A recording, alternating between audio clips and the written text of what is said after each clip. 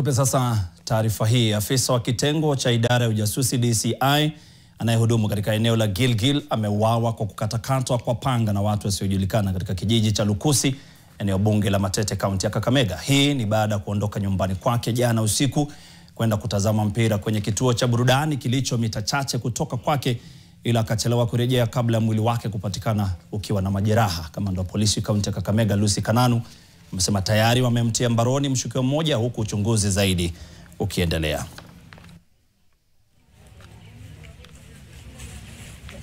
Tumesikitika sana kama uko, kwa sababu tumempoteza kijana ambaye tulitegemea.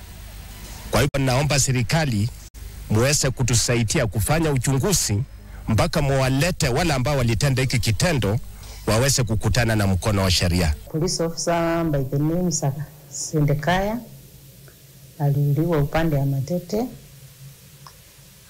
kwa ngoma yake akiwa anatoka kuona mpira.